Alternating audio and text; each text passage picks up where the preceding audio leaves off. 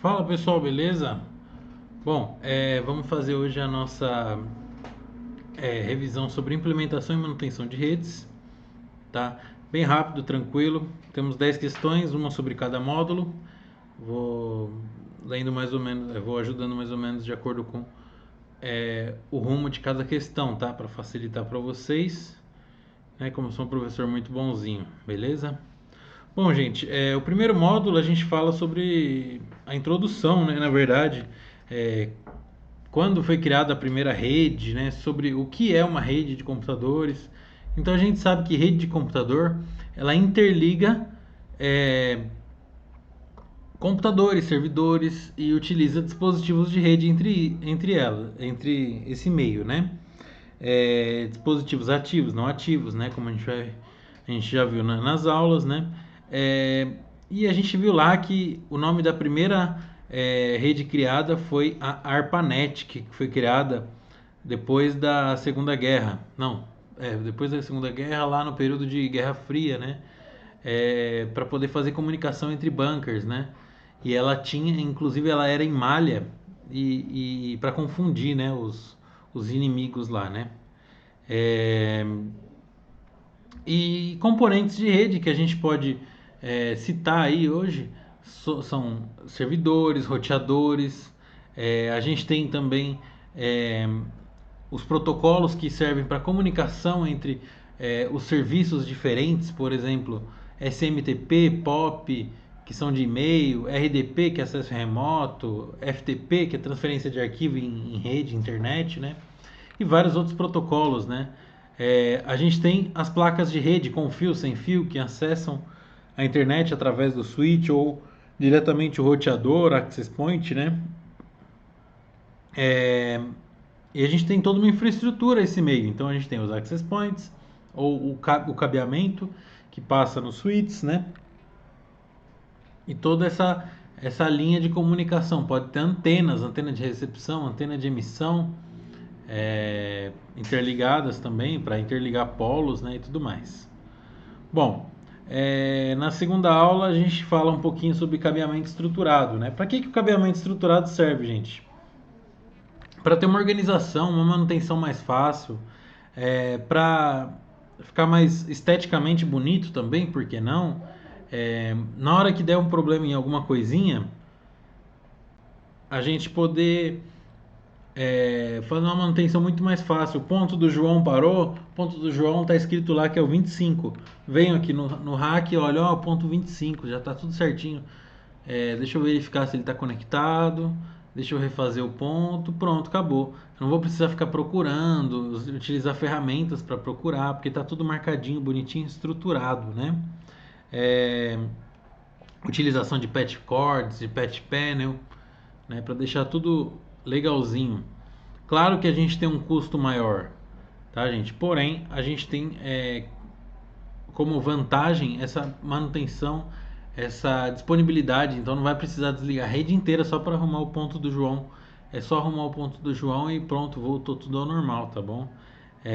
Bem fácil, bem tranquilo. Eu trabalhei numa empresa na HP e a gente também fazia suporte para parte de infraestrutura e cabeamento. Então, às vezes era meio bagunçado, dependendo do andar, e o pessoal trabalhava bastante para poder descobrir qual era o ponto de alguém.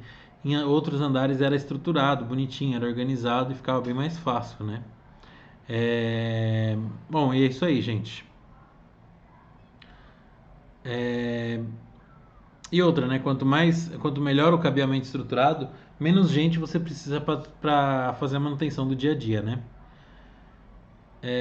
E o que transfere nesse cabo aí, gente? A gente consegue transferir internet, a gente consegue transferir telefonia, até a energia elétrica a gente consegue transferir, organizar, né, através do cabeamento estruturado. Fica tudo bonitinho, organizado e muito mais fácil de se mexer, beleza? Bom, e depois a gente falou um pouquinho sobre os protocolos. O que são os protocolos, gente? São as linguagens que a gente está, que os serviços estão conversando. Então, por exemplo, o e-mail ele conversa na linguagem POP para receber e SMTP para enviar e-mails, certo? São os protocolos que ele trabalha. são portas 110 e 587, dependendo da autenticação que a gente está utilizando ali, tá bom? Existe protocolo de e-mail, protocolo de rede, protocolo de internet, de acesso remoto, de transmissão de arquivo via internet. Existem inúmeros protocolos, tá, gente? FTP, HTTP, como a gente viu lá na aula de protocolos, né? É, então a gente pode pensar aí no protocolo de gerenciamento de redes, que é o próximo módulo, é o protocolo SNMP, muito importante também, né? Para redes de grandes empresas, ele é muito utilizado, né? O protocolo para RDP, para acesso remoto, que é o 3389, a porta, né? É o RDP. Protocolo de transmissão de arquivos para a internet. Então, às vezes a gente quer subir um site, a gente tem que utilizar um negócio chamado FTP, que é o protocolo de transmissão de arquivos, beleza? Protocolo de navegação. Então, quando a gente está navegando no nosso computador, a gente está utilizando o protocolo HTTP, HTTPS, né? Dependendo da autenticação do site. Beleza? Bom, e a gente vai falar um pouquinho mais sobre cabos também, né? A gente tem inúmeros tipos de cabos. A gente tem cabo coaxial, cabo Cat3, Cat4, Cat5, Cat6, Cat7, Cat8, tem acho que até Cat9, se eu não me engano. Cabo fibra ótica, né, que é o mais rápido de todos. A gente viu que cada um tem uma velocidade, tem um preço diferente, tem um uso diferente. O coaxial hoje em dia já não se usa mais para transmissão de rede, tá, gente? É mais o cabo par trançado, que é o cabo de rede, e o cabo de fibra ótica para fazer a interligação da WAN, tá? É, E a ordem dos cabos, aí é muito fácil, tá, gente? É questão de decoreba, é questão de prática, é questão de uso. Para você poder decorar lá, que é o cabo branco e verde, verde, branco e laranja, azul, branco e azul, laranja, branco e marrom, marrom. Ou no padrão B, que eu já não sei, só sei o A de cabeça. Mas é bem tranquilo, bem fácil, bem tranquilo de se saber. A gente pesquisa uma imagem na internet para poder crimpar o cabo, né? De boa. O cabo fibra ótica também utiliza uma crimpagem muito mais cara, né? Muito mais complicada de se fazer, porém ele transmite muito mais velocidade de internet, né?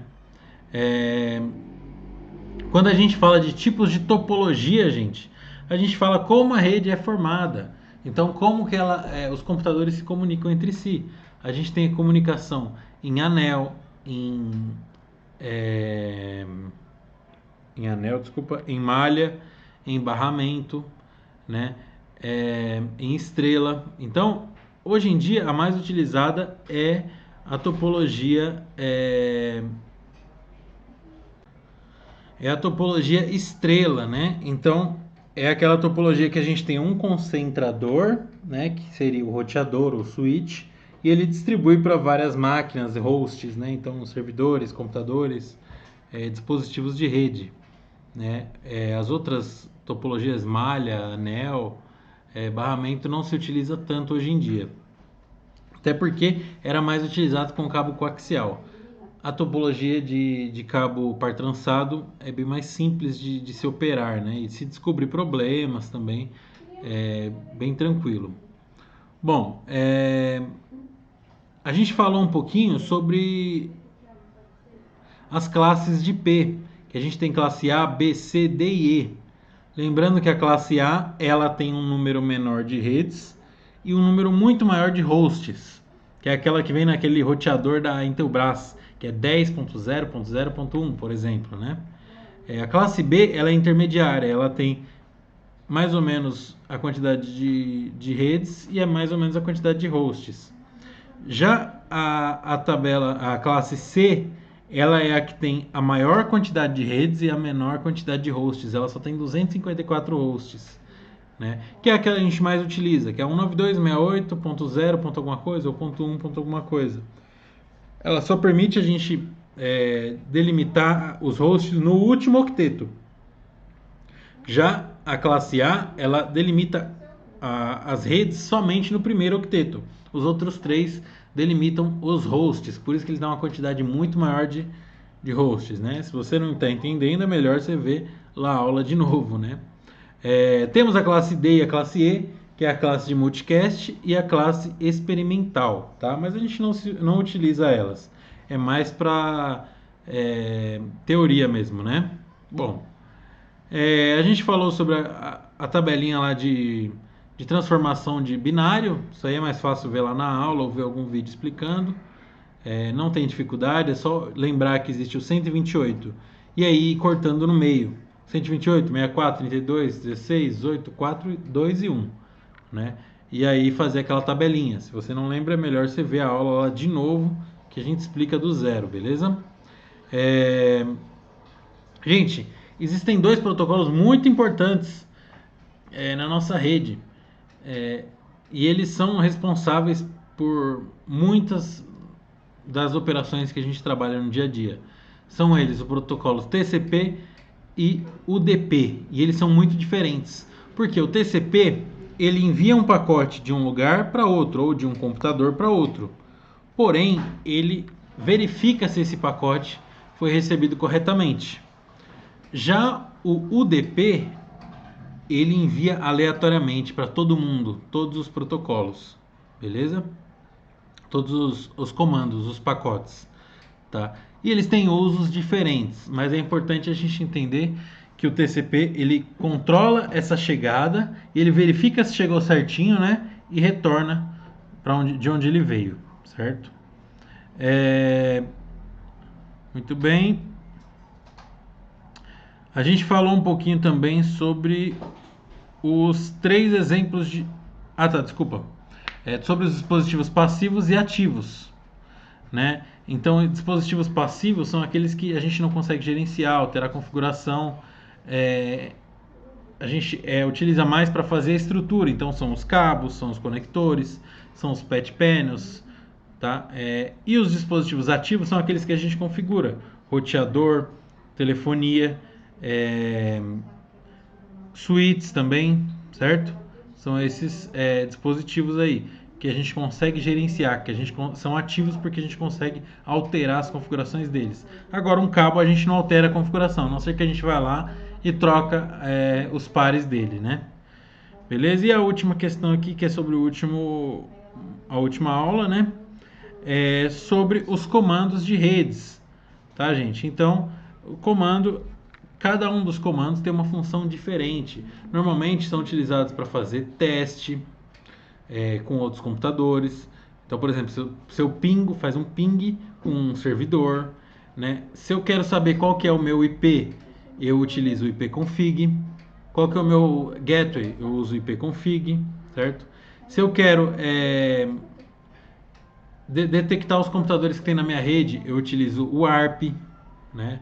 Se eu quero traçar uma rota de onde eu estou até algum servidor ou site diferente, eu uso o Tracert. Se eu quero saber o nome do meu computador, eu uso o hostname, beleza? Então, a gente tem um monte de comando, mas esses daí são os mais utilizados, tá?